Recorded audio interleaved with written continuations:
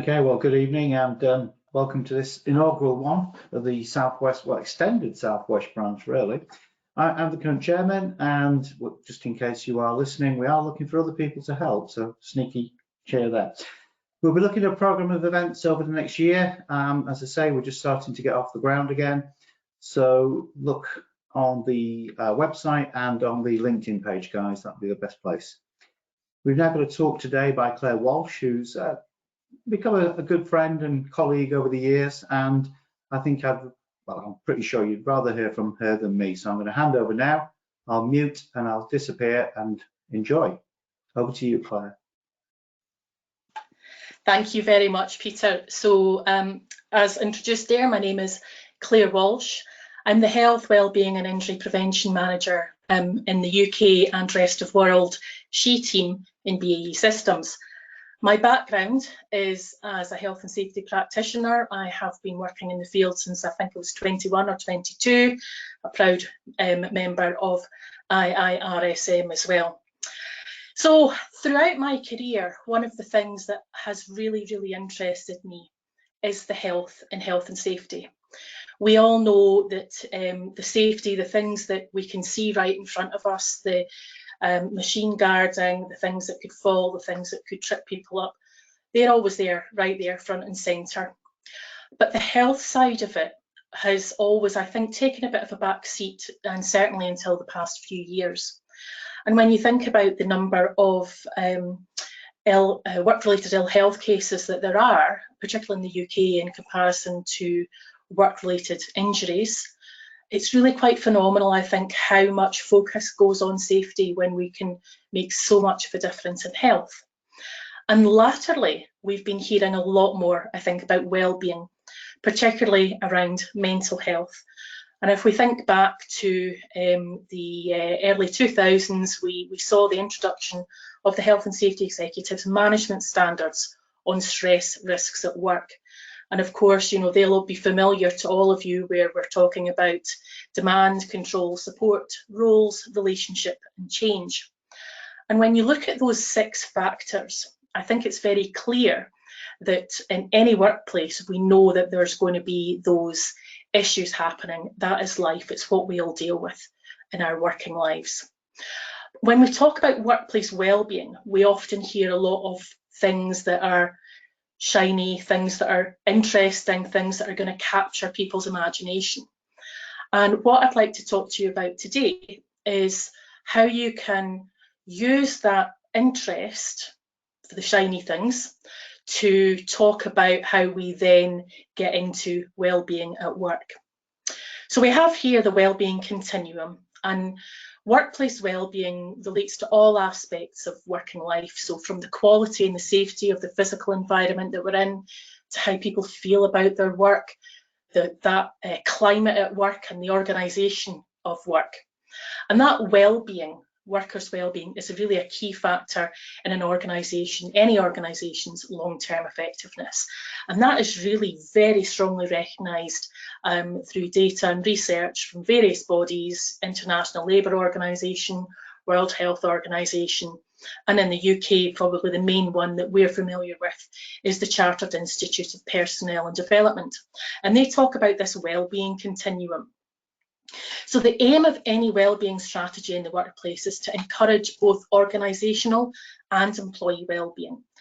So it's beneficial, I think, at this stage to talk about and highlight the kind of words that we can use to talk about that various states of wellbeing. And of course, as with everything, we've got positive words and negative words, and they kind of exist in these 5 domains.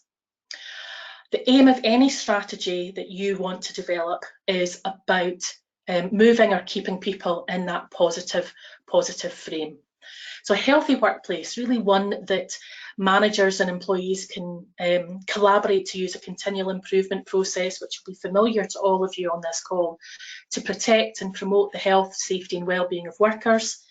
And the big S these days, sustainability of the workplace, by considering these things. Okay, so your health and safety concerns in that physical environment.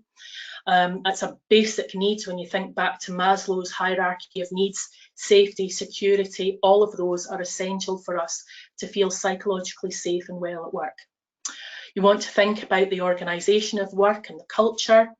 You want to think about maybe what you've got and what you can access in terms of personal health resources in the workplace. And think about your community, both the community within the workplace, but the wider community that you're working within as well. And think about it as ripple effects. So if you improve the health and well-being of your employee, that will ripple out into their family, their friends, the wider community, the NHS, all of those other factors. So that really speaks into what we're hearing much more about now as well when I talk about sustainability, the ESG agenda, the environmental, the social and the governance side. And a lot of organisations are really waking up to the benefits of having a very strong ESG focus. And the workplace is changing completely. You know, people can move easily to different employers, and what the pandemic has done is shown that we can be much more borderless in terms of our careers. So people are able to work remotely and work for an organisation that is based in another country, and they can move easily, and they will do so if they don't like the climate in their workplace. So attracting and retaining people is becoming ever more challenging. People don't come to work to get injured, that's a given, but these days the leading cause of ill health in the workforce globally, it's not injuries, it's not musculoskeletal disorders, it is poor mental health, anxiety, depression and stress. So for you, well-being is absolutely can be taken as a bottom line issue. And when you look back, and when I'm sure we all did our training at the beginning of our careers, we were told about this sort of triangle, the financial, the regulatory and the moral. And as a health and safety environmental practitioner, you're in a unique position to be able to use those skills to help support well-being at work. So we're all about creating a sort of a sense of contentment, purpose. We need to feel that we're achieving something, and creating a culture where people feel valued and trusted, and they want to give that 110%. And they're going to want to work with the organisation that gives them a good quality of life. So today I'm going to go through a few things. I'm going to tell you a little bit about what we've done at BAE and some things from my own sort of background in different organisations that I've worked with, and maybe just some ideas that you can use to help get the business bought, your organisation bought into this. Next slide, please.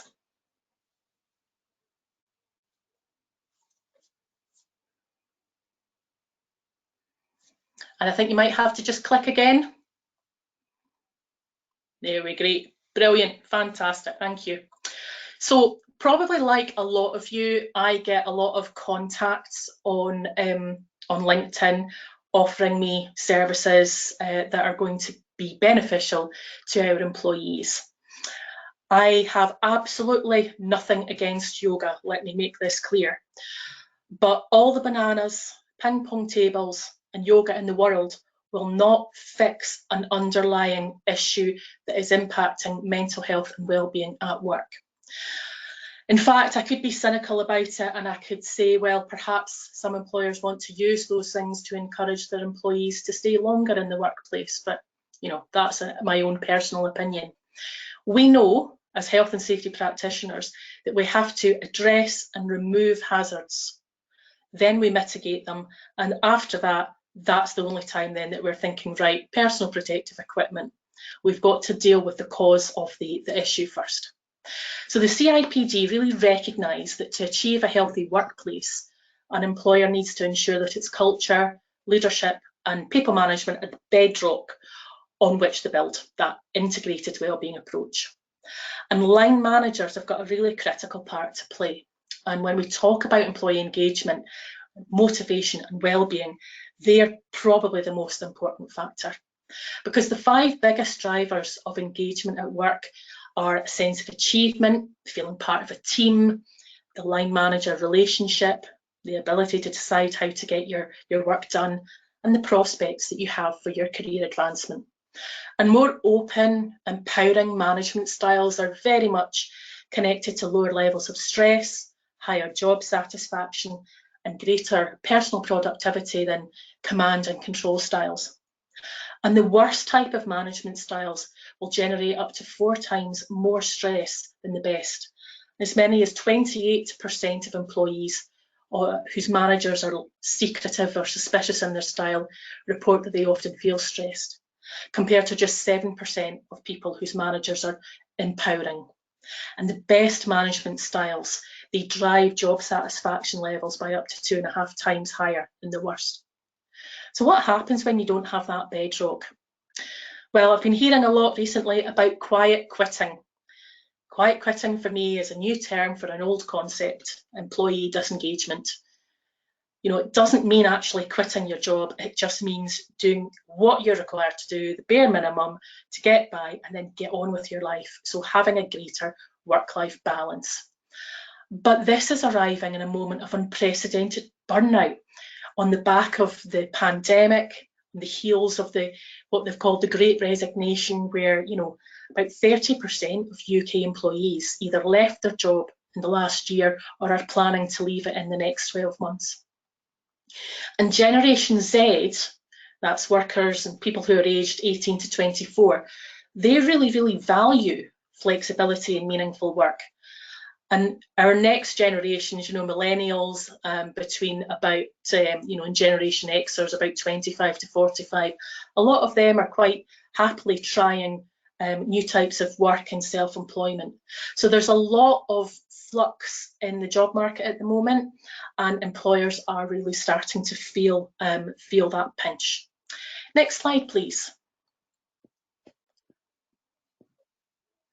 So I can't talk about burnout and work-related stress and mental well-being without mentioning the C word. Clearly somebody snuck into my house and took a photo of me when the early days of the pandemic, because I can tell you that is exactly what I looked like, right down to the cats.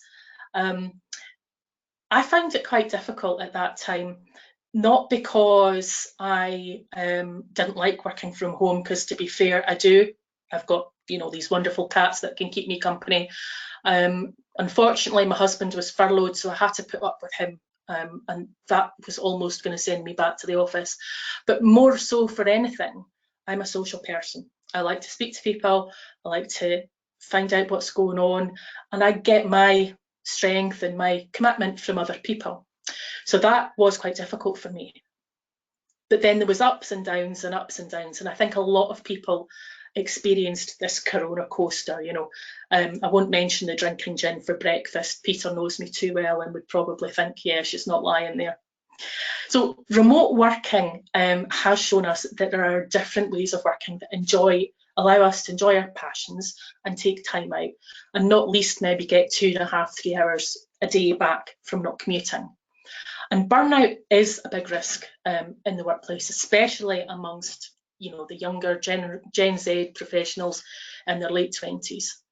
And a Microsoft survey of 30,000 employees showed that 54% of Generation Z employees are considering quitting their job. And the World Economic Forum is ranking youth disillusionment as an 8th of its 10 immediate risks.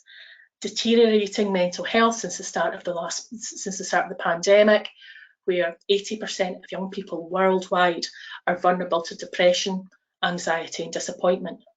That's the generation that is going to be in the workforce for the next 40 years. So it makes sense to make sure that we're tackling these situations now.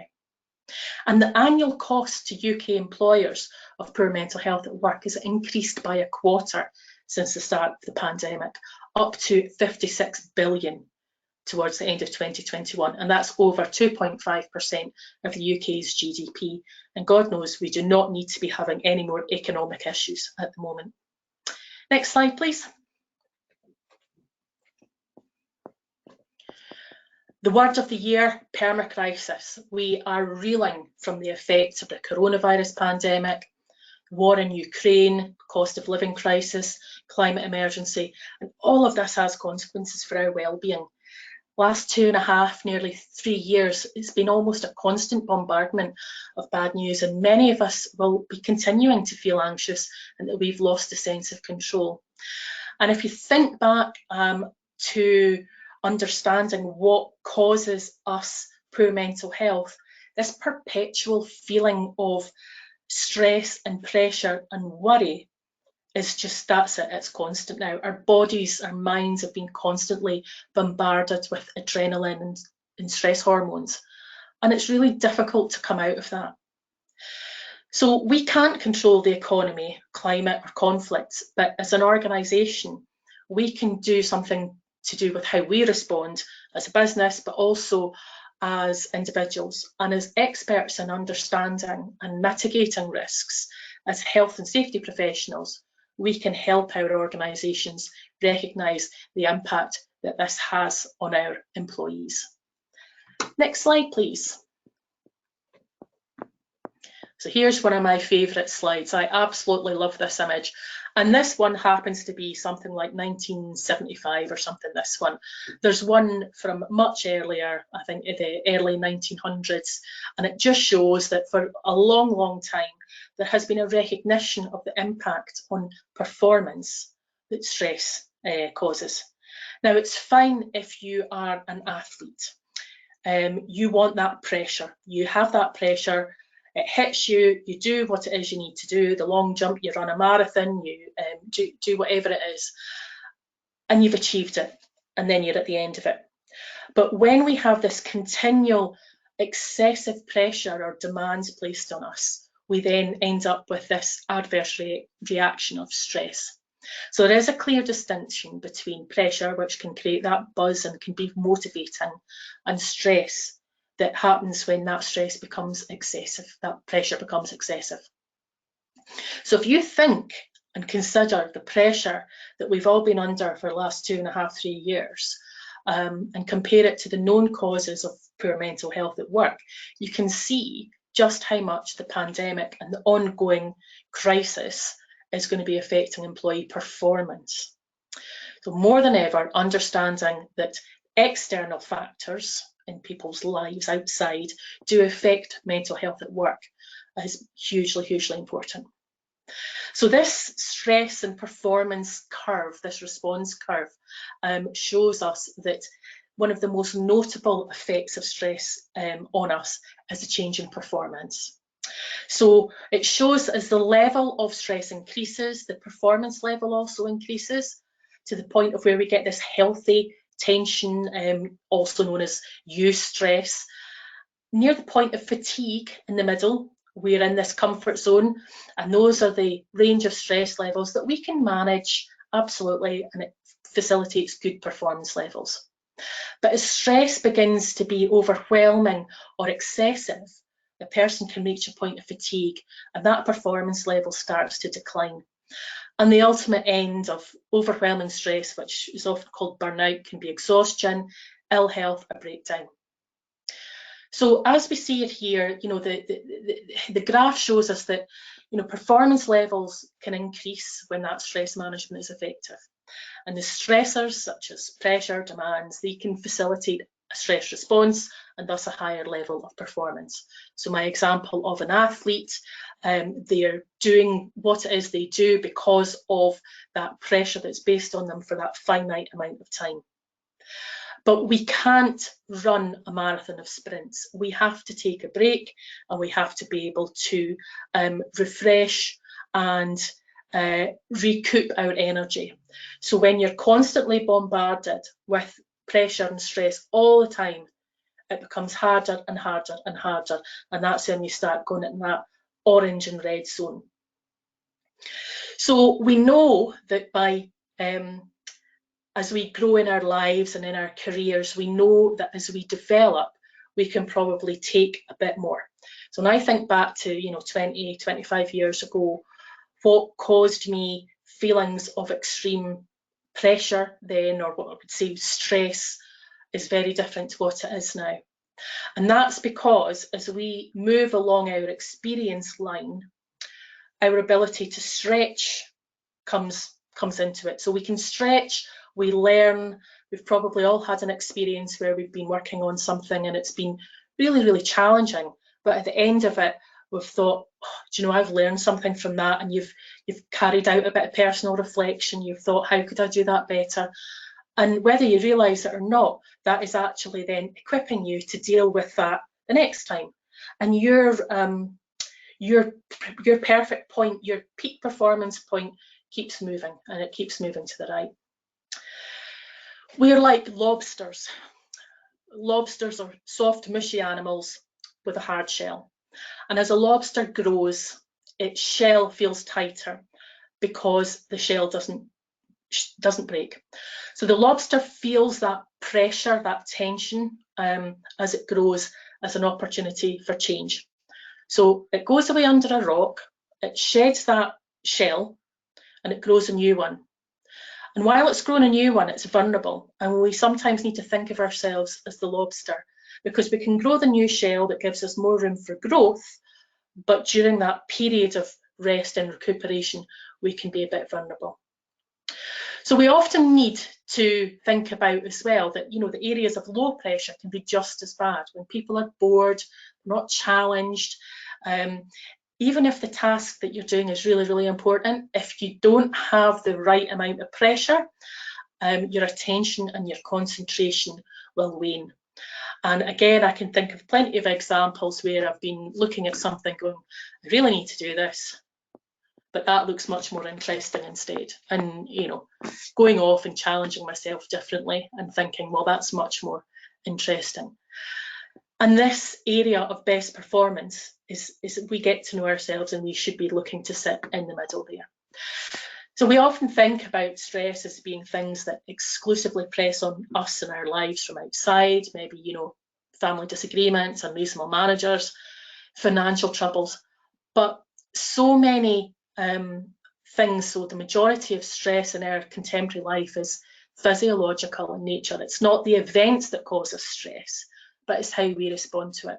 And that response is triggered by our perception of the situation.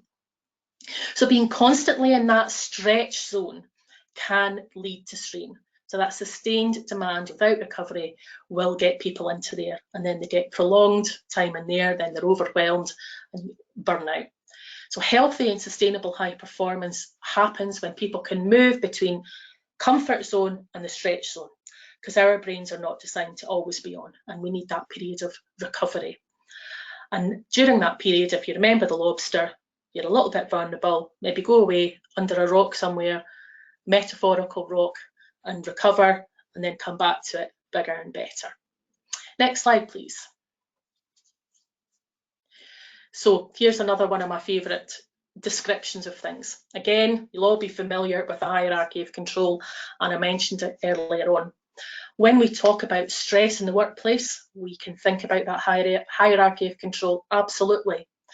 But we can turn the triangle upside down. So at the top, our green areas, the things that we should be focusing on, the proactive stuff. My bet is that the majority of you will have things like this in your business. So you will have HR tools, you will have ways of dealing with people management issues promptly.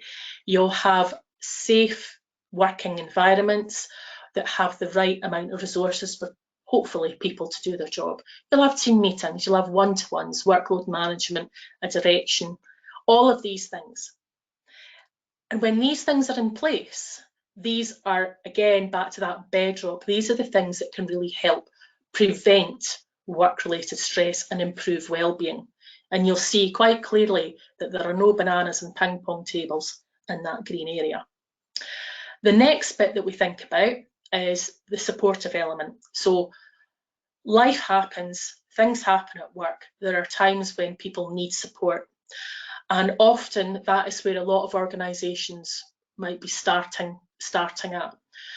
We look at things and we say, well, we've got mental health first aiders, and we do in BAE, we've got over 500 mental health first aiders, but they're not just there to support people when they're experiencing poor mental health.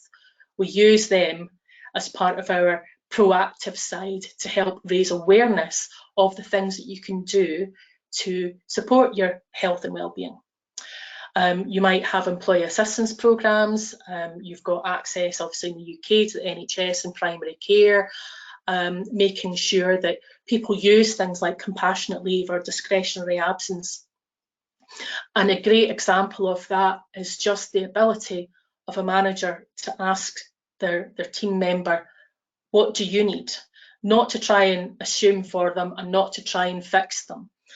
And we find engineering organisation, there is often a lot of desire to just go straight to fix, and here's the solution, and here, let me take you and make sure that you do this and do that. We're all adults in our workplace, and most of your workplaces, I would imagine, you're adults with capacity. We're not in a situation where we are considered vulnerable in terms of our ability to make those decisions, because if we are, then we're not likely to be in the workplace for too long. And we need to all recognise that a person has a choice and they can make decisions for themselves. And yes, it's frustrating when somebody doesn't follow the advice that they're given, but that's up to them. Another great example, my long-suffering husband keeps stealing my tablets for heartburn instead of going to the doctor himself. It's easy for him to just steal my tablets rather than, sort out an appointment. I would love to drag him there, but I can't. He's an adult. He's also 6'2", a good foot taller than me, and wouldn't let me drag him anyway. And we can often feel those things at work as well. Why haven't they done this? Why haven't they done that? That's not up to us. We have to let people take their own decisions and just be there for them and create that supportive environment for them. And then our top bit of the triangle, the reactive. What's happened? Something's gone wrong. People will experience stress and they might have been off work. In that case, you need to make sure that you review the stress risk assessment, whether it's for a task or a team, and review that and make changes for them if they need it before they return to work. Otherwise, they won't have a successful return to work. And there's some really good case law around that with Walker versus Northumberland County Council, which was really one of the first pieces of case law, if you want to have a look at that. The person was a social worker. They had been absent from work. They had been experiencing a huge amount of pressure at work. When they came back to work, nothing had changed. They went off again, and the council was found liable for not making those changes. So again, thinking about it in a purely risk assessment process. If you had an accident where somebody had an amputated finger and they came back to work and you hadn't changed that machine or put a new guard on it, whatever it was, what do you expect to happen again? So it's the same thing. We need to help people think about pressure and stress risks at work in the same way.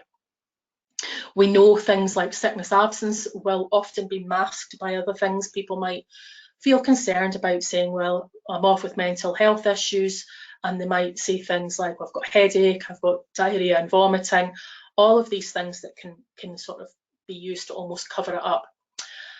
And that is really difficult to get into sometimes. But again, it's about building that green zone to help people see that you're breaking the stigma around these things. And it's okay to say when you're taking time off because of mental ill health, just as it is to do with physical ill health. And ultimately, again, and anybody that works in an environment with a very active trade union presence, you can use your TU colleagues to help you with all of these things, because essentially they can be feeding back information, the word on the ground, what's going on, and they can help you often arrive at some solutions. Next slide, please. So I wanted to tell you just a little bit about what I did in BAE to help introduce wellbeing to the executive committee. I was sitting there last year, ready to present this mental health strategy, and like a good little health and safety officer, I had my three things. I had my financial, my legal, and my moral. And I was all set, ready to go with my return on investment and all that sort of stuff. And the sponsor, the executive sponsor for mental health and wellbeing, said to me, "We don't need to worry about that." And I'm like, okay. He said, because it's the right thing to do. I was like, great, brilliant, that's fine. And I was happy with that, but that doesn't mean to say that I'm not keeping an eye on the pennies, because I want to be able to demonstrate a return on investment for everything that we're doing. But what I did was I showed them how our corporate behaviours and values impact mental health and wellbeing at work. So if I can kind of take an example here, and we talk about creativity. So these are our company values, our behaviours that are expected of everybody. So what we're talking about here is opportunities to give people examples of how the behaviours that they are asked or told that they have to put in place will improve mental health. So the opportunity to tell people about listening empathetically and thinking out of the box when they're supporting employees.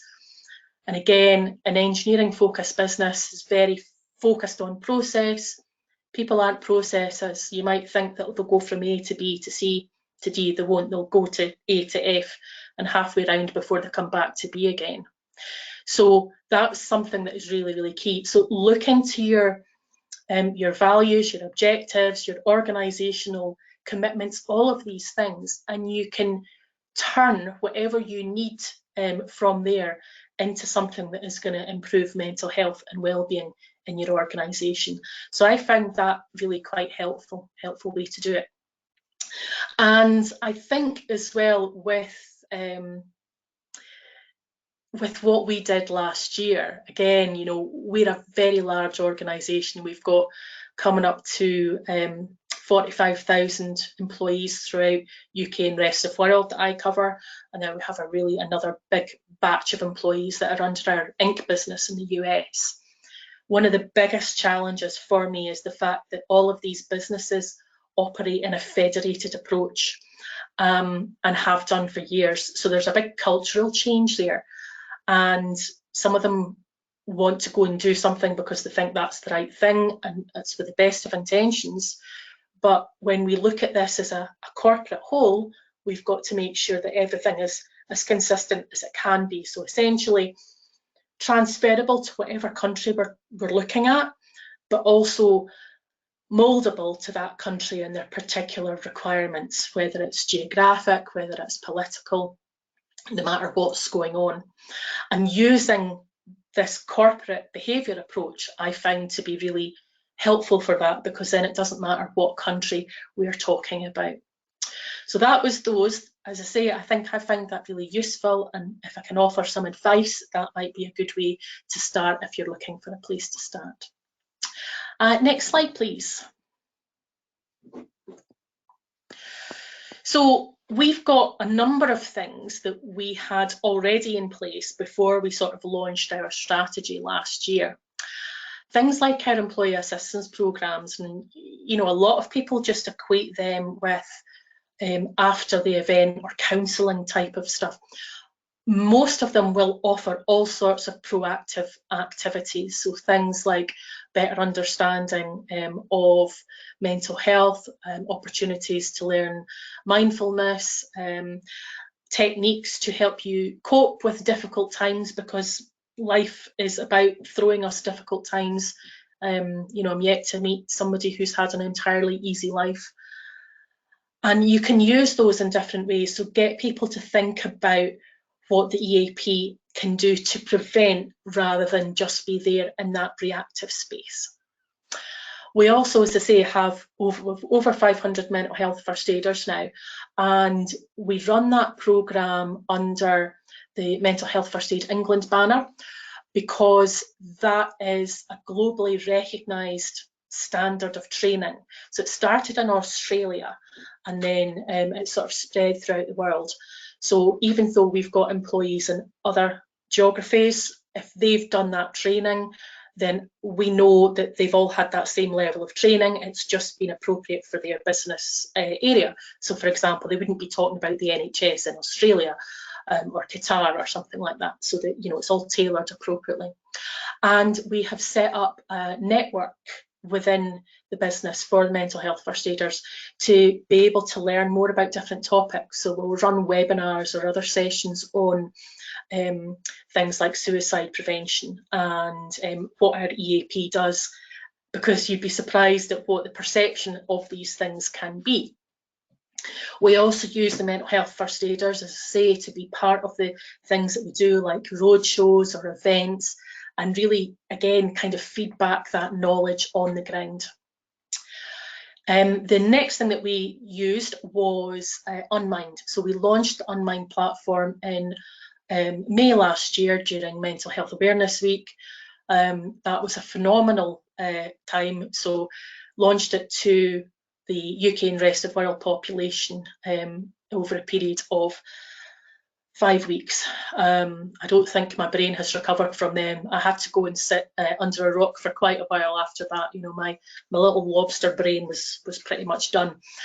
The great thing about Unmind is it's only available for employers, so it's not the sort of thing where you can just go into the App Store and download it. It gives me data back, so it lets me see the information and the tools that people are interacting with. So for example, I can see that people who are using the check-in functions, what they're looking at, I can see that everybody's tired. And really interestingly enough, over Christmas and the first week of January, beginning of this year, for once, tired wasn't the top feeling. And then 3-4 weeks into 2022, tired was back up at the top. So we can use that information to say, well, what's maybe going on in that area? Here's some information, here's the trade union can tell us, well, we're doing this, we've heard about this, and we can tailor the interventions appropriately. We've got self-directed learning. We ran loads of webinars during the pandemic, and we've kept them, we recorded them, because it was about things like maintaining personal resilience, managing energy, your quality of sleep and everything, and that's available to watch back at any time. We use personal blogs, podcasts and storytelling to help people see how that they're not alone. And we had a big conference yesterday, and our global sponsor shared his personal story, and wow, the feedback coming through, saying thank you to somebody like that was just fantastic. So if you can do that, it's a really great thing to do. We've got lots of policies, HR policies on sort of moments that matter. So like work-life integration, hybrid working, flexible working, compassionate leave, all of these things. And you can use these to your advantage as well. We use our employee resource group, Mindset, to develop mental health information cards. And those cards are either written by or reviewed by somebody with lived experience. So we've got ones on PTSD, we've got anxiety, stress, depression, suicide, and safeguarding, because we have a significant population in early careers, so you know, young people in education. And our employee resource groups, we've got 6 of them, and they cover different sectors, different areas. So we have one for LGBTQ+ colleagues, we have one for Embrace, so people from Black and ethnic minority areas. We have one for gender equity, we have one for veterans, and we have one for people living with disabilities. And that social connection between people with shared experiences is really, really powerful for mental health. So I think that's another great thing to think about if you haven't got it already. We collated loads of tools for line managers, so conversation cards we wrote, because again, sometimes trying to know how to start that conversation is quite challenging. And we also make sure that we only ever link to very reputable sources of and trusted sites for information and advice. And on our employee app, we can search #mental-health, and we've got a place called the Headshed where we keep all of that information. So anybody can look at that whenever they're needing to. It's all there happily at their fingertips. And most recently, just last month, we were awarded the Menopause Friendly Employer Award. So I'm really, really pleased that we've been able to introduce that. And again, that's gone down really well with a lot of colleagues talking about how beneficial it's been, not only for them, but helping support their partners and all of that in the business as well. So that's been really good. Next slide, please. So well-being, it's not just that one factor, right? It's a jigsaw. It's culture, diversity, inclusion, reward, recognition. All of these things contribute to a happy and a healthy workforce and help you retain the talent. And that diversity and inclusion side is really, really important, because it fosters a sense of well-being, that belonging, safety and purpose. And of course, if you're happy at work, you're going to be more productive. And an inclusive setting really helps support employees through that positive effect that it has on people being able to say, look, there's somebody with my experience or from the same background as me in that position. And it really enhances careers and progression and that social connection. And the needs of the business, the well-being needs of the business and employees will change depending on a number of factors. So right now, what I'm thinking about and looking at is the cost of living crisis. And, you know, 5 years ago, I probably wouldn't have been thinking about that, but 5 years ago, I wasn't thinking about a pandemic either. So, you know, you need to be prepared to change and move on. So it's a jigsaw, it's a panoply of these things that aren't the obvious, you know, not just the obvious benefits that you might get, like private healthcare or discounted gym membership, but strong policies, processes, and really importantly, culture. And these are what make the workplace a healthy, psychologically safe one, where employees can be themselves, be their best selves, and bring that to work with them. And next slide, please. So this is one of my favourite quotes. This chap, John Ruskin, was a social reformer, you know, very big in the arts and crafts movements in the UK. And he said this in 1851. Now, nothing has changed. So keep those things in your mind and you won't go far wrong if you're talking about workplace wellbeing. Thank you very much, and I'm happy to take any questions. Okay, thanks, Claire. There's no questions in the box at the minute, but one I have for you. You mentioned about mental health first aiders, and they're not there just to fix it. So in other words, patch people up. Yeah. How do you get them to engage and do more, and what type of things were you referring to? So one of the things that we've done is write responsibilities of mental health first aiders guide. And in that, it talks about the fact that you're not just learning mental health first aid to patch people up or support them in the event, you're learning mental health first aid to help break the stigma. People who do mental health first aid training will pretty much always have had either their own personal experiences of poor mental health, or they'll have supported somebody else, maybe a friend, a family member who's gone through that. And pretty much without fail, they'll come to you and they'll say, I want to help, how can I help? So by using that desire to give back and help, we can really spread the word for our champions, as it were. And we do things like road shows. We're doing some piloting some road shows at the moment where, you know, for the last 2.5, 3 years, because the way the sites were all shut down, and Peter, you'll know this better than anybody, you know, the gates were shut, and the things that we used to do for like SHE engagement days, they just weren't happening. And I could send out all the emails in the world, all the electronic newsletters, everything, but that doesn't get to the people on the shop floor. And we need to get to them in some way. So we're running these road shows where we'll have our mental health first aiders join in, we'll have people from local peer-to-peer support groups, people to demonstrate how to use the Unmind platform, all sorts of things. And it's a requirement of being a mental health first aider that you take part in these things, that you take part in continual learning and really be part of the family and not just do it to tick a box or to have someone on your CV.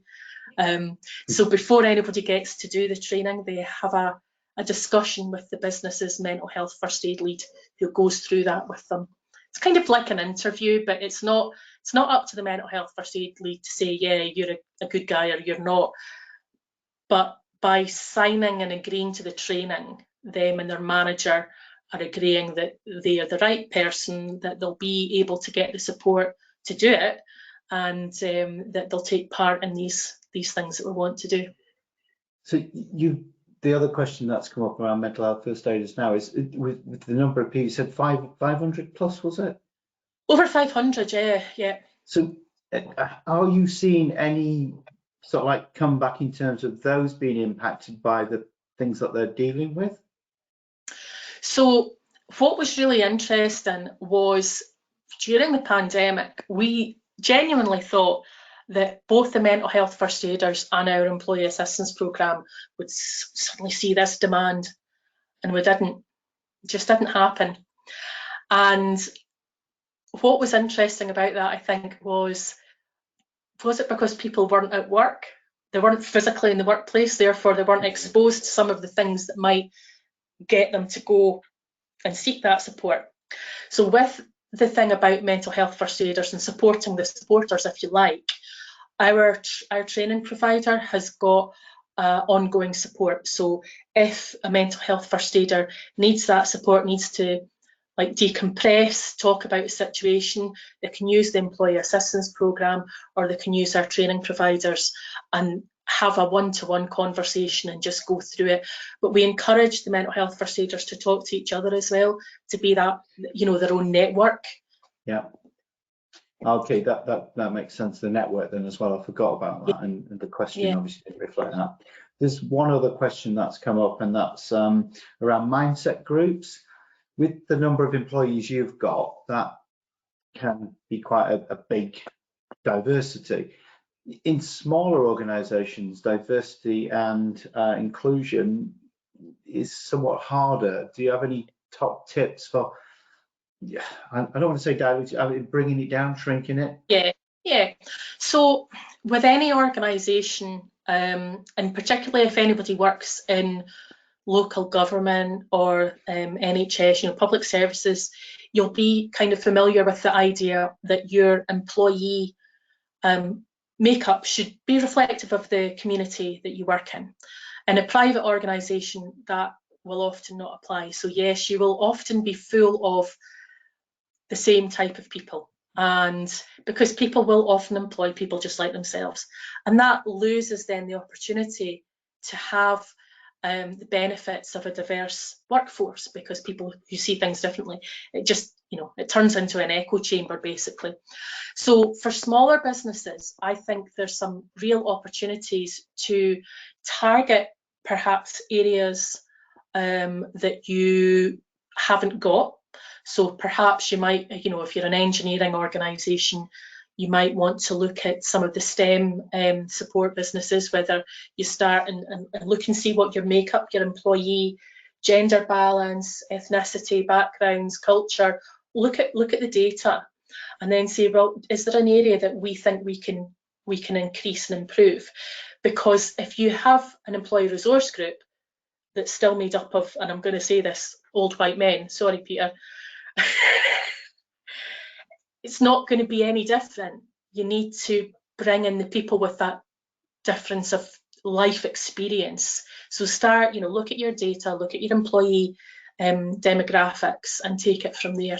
There's some really great stuff, and if you know, whoever's asked a question, I'd be happy to point them in the direction of some great stuff, and even speak to one of my colleagues in the D&I team for any advice.